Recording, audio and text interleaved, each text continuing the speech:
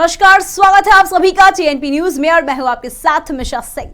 गुजरात विधानसभा के नतीजों ने एक बार फिर साबित कर दिया कि बीजेपी के लिए मोदी कितने जरूरी है, क्योंकि गुजरात में एक बार फिर मोदी फैक्टर काम कर गया और उसी फैक्टर के कमाल ने गुजरात में एक बार फिर कमल खिलाने का काम किया है।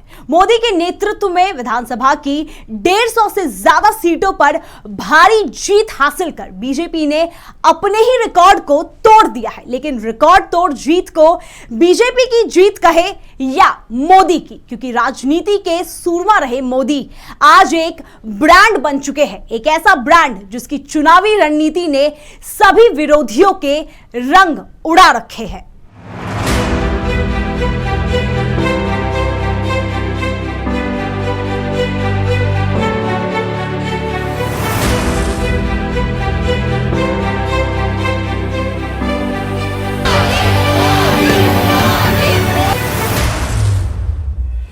गुजरात के लाल मोदी का कमाल, मोदी के आगे धराशायी कांग्रेस, मोदी के कमाल से फिर खिला कमल, मोदी फैक्टर से मिली बीजेपी को जीत। खुद को एक ब्रांड के तौर पर साबित कर चुके मोदी साल 2002 में पहली बार गुजरात के मुख्यमंत्री बने थे। ये वो दौर था जब बीजेपी ने 181 में 127 सीटों पर बम्पर जीत दर्ज की थी। मोदी की इस आंधी में सारे राजनीतिक दल मानो एक तिनके की तरह हवा हो गए थे। मजे की बात यह रही कि बीजेपी फिर कभी इस आंकड़े को नहीं छू पाई। वही बात 2007 की करें तो गुजरात की सभी 182 विधानसभा सीटों में बीजेपी को 117 सीटें मिली थी। हालांकि यह आंकड़ा 2002 में मिली विधानसभा सीटों से काफी कम था, जिसके बाद साल 2012 के चुनावों में बीजेपी ने 115 सीटों पर जीत दर्ज की थी, जबकि कांग्रेस केवल 61 सीटें ही हासिल कर पाई थी। चुनावी आंकड़ों का इतिहास 2002 BJP 127, Congress 50, 2007 BJP 117, Congress 59, 2012 BJP 115, Congress 61, 2017 BJP 99, Congress 77, 2022 BJP 157, Congress 16।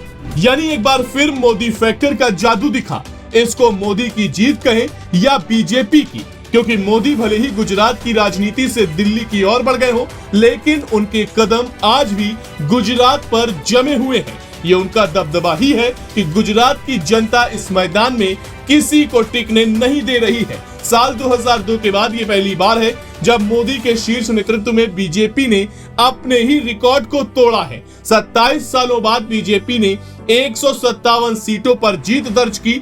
ये गुजरात के इतिहास में बीजेपी की सबसे ऐतिहासिक जीत मानी जा रही है और इस जीत के शीर्षा है बीजेपी के विजय रथ के सारथी नरेंद्र मोदी, जिनके नेतृत्व में बीजेपी का विजय रथ लगातार जीत दर्ज कर रहा है।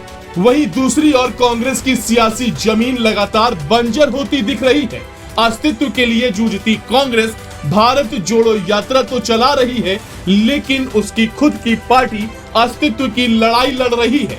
गुजरात के चुनाव में मिली करारी हार के बाद कांग्रेस अब दिशा और दिशाहीन हो चुकी है।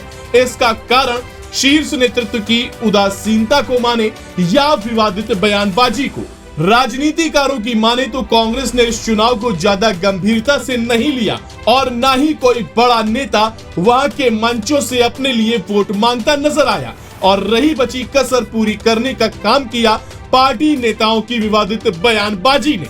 पहले मौत का सौदागर, फिर रावण वाला बयान। क्या विवादित बयानबाजी से हारी कांग्रेस? खड़गे का बयान पड़ा कांग्रेस को भारी।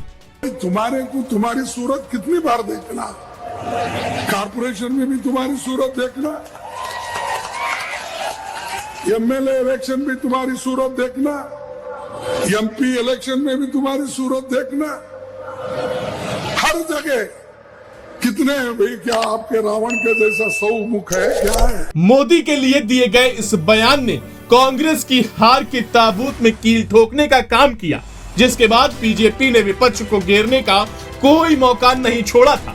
रावण वाले बयान पर अपनी छीछा लेदर करवा चुकी कांग्रेस को इन चुनावी नतीजों ने जैसे कहीं का नहीं छोड़ा। आंकड़ों की बात करें तो कांग्रेस ने 2017 में 77 सीटें हासिल की थी, जो 2002 से लेकर अब तक सबसे ज्यादा थी। लेकिन 2022 के रिजल्ट में कांग्रेस पासिंग मार्क्स भी नहीं ला पाई। 17 सीटों का ये आंकड़ा कांग्रेस की हार से ज्यादा उसके नेतृत्व पर सवाल या निशान खड़े कर रहा है, जिसका हल कांग्रेस को जल्द ही निकालना होगा। बहरहाल आज एक बार फिर साबित हो गया है कि बीजेपी में मोदी से बड़ा इस वक्त कोई नेता नहीं है।